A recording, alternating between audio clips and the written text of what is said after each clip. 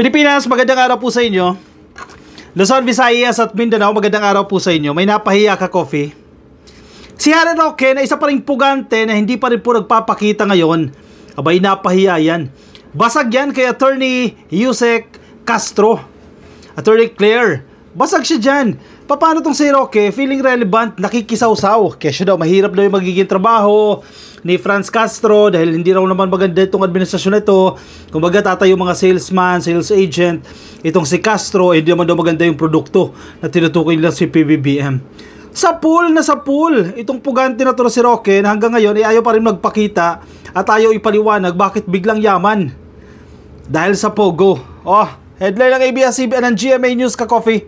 Sa pool siya dyan. Sige, sagutin mo yan. Kala mo ha, hindi ka papatulan. Ayan, pinatulan ka. Abogado rin ang pumatol sa'yo. Palace Executive to Harry Roque, we are messengers, not salesmen. Oy, magkaiba yun. Harry Roque, hindi mo ba alam ang pagkakaiba nun? Ng messengers at salesmen? Baka na pagpapalit ni Roque ito ka coffee. Kakasira sa gobyerno, kakasira kay PBBM. Ayan, nagpapapalit-palit na yung terms. Palace Press Officer Undersecretary Attorney Claire Castro hit back at former presidential spokesman Harry Roque after the latter wished them luck for being salesmen of the Marcos administration. Kapal na mukha nito na Roque, Tinawag na salesman itong si Attorney Castro. Hindi lang siya mag-isa. Siguro yung mga nagtatanggol sa presidente, salesman daw. Good luck daw. Wow! Good luck. Kumusta naman kaya yung performance niya noong siya ay presidential spokesperson? Di ba wala siyang respeto sa mga reporter? Kahit galit na galit ka sa Rappler, hindi tama na bastusin mo yung mga reporter ng Rappler. Aba, sobra din naman. Bastos din naman yung si Roque nung panahon niya. Tapos ngayon feeling relevant, papansin. Castro emphasized that they are messengers of the Marcos administration and not salesmen of President Ferdinand Bongbong Marcos Jr. Sa pool. Sige, sagutin mo yan Roque. Sabi sa'yo ni Castro, messengers kami, hindi kami salesmen, magkaiba yun. Baka Google niya, anong pagkakaiba niyan? Itong abogado na ito na wala sa hulog. Naniniwala po talaga kami na mahirap ibenta ang bulok o masamang produkto. Wow! Wow! Wow! Mahirap po talagang ibenta kapag ang ibinibenta mo ay kailangan mo pang linisin ang mga sinasabi. Mahirap ibenta ang mga tao na ang laging nababanggit ay joke lamang. Iyan, Castro said in a press briefing. Wow! Sa pool! Wow! Ayos to, Attorney Castro ha. At least kayang bumira, kayang kumagat yan. Kaya siguro, ganyan ang trato ni Roque.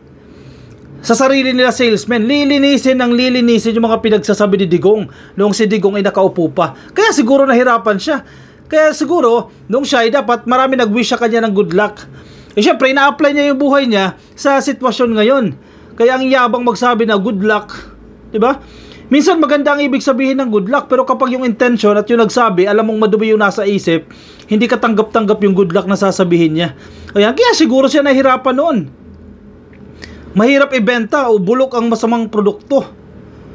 Hindi po kami salesman dito. Kami po ay messenger. Ang salesman po kasi ay kailangan ng maganda na bukadora mo. Kailangan na ibenta kahit na minsan ay hindi totoo yung mga sinasabi mo para lang mabenta ang isang tao o isang produkto. Okay sa amin po, messenger kami. Hindi po kami nagbebenta ng pangulo o ng gobyerno. Diba? Kasanay na sanay kasi si Roque nung panahon niya. Ibenta si Tatay Digong, i-promote si Tatay Digong. Ayan, baka bulok nga yung produkto. Kaya nahirapan siya niyan. Siyempre, palilinisin mo muna yan I-filter mo muna yan Nung siya presidential spokesperson pa, kaya siguro hirap na hirap yung si Roque. Kasi madumi yung produkto niya at hirap na hirap ibenta yung kanyang produkto. She said officials of the Presidential Communications Office are just communicating the services that the public could get from the administration at hindi nila matanggap yan. Siguro nauntog si Roque. Nung sinabihan siya dito ni Castro na ganito kami messenger ng mga proyekto ng gobyerno, ipinapaalam namin sa publiko kung ano yung ginagawa ng gobyerno at paano sila makikinabang sa mga programa na yan. Siguro nauntog si Roque, ganyan pala dapat ang ginagawa namin. Kasi kami nung panahon namin lilinisin namin yung sinasabi ni Digong. Pagagandahin namin yung sinasabi ni Digong. 'Di ba? i-filter namin yung sinasabi ni Digong. Yan!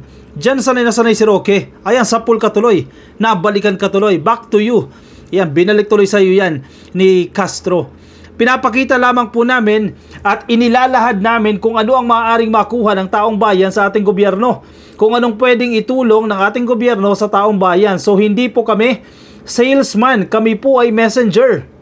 Sabi po ni Castro. In fairness good point yan ka-coffee Itong hina-highlight ni Yusek Castro, magandang punto yan. Sa pulse Roque yan. Tinignan ko wala pa naman nakikitang sagot.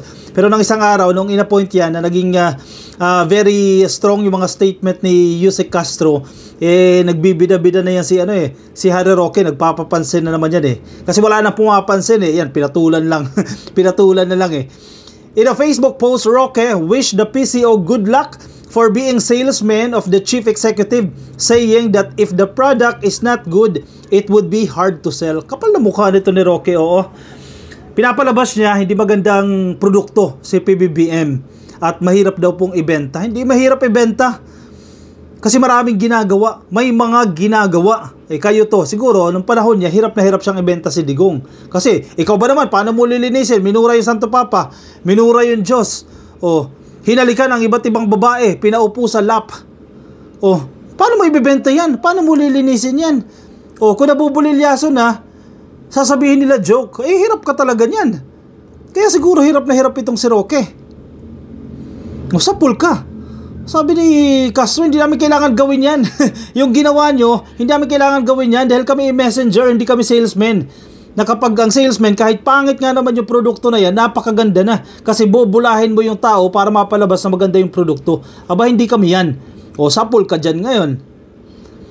Sabi niya, kapal ang mukha Roque wish the PCO good luck for being salesman of the chief executive, saying that if the product is not good, it would be hard to sell. Wow! Ikumpara mo naman sa'yo, Roque. Ikumpara mo naman kay Digong. Si PBBM, dihamak na mas disente naman yan kesa kay Digong. Dihamak na hindi naman hinahabol ng International Criminal Court yan at ng iba't ibang international organizations. Dihamak na hindi binabastos ang kababaihan. Dihamak na nire-respeto ni PBBM ang human rights as compared dyan sa sinasabi mong boss mo.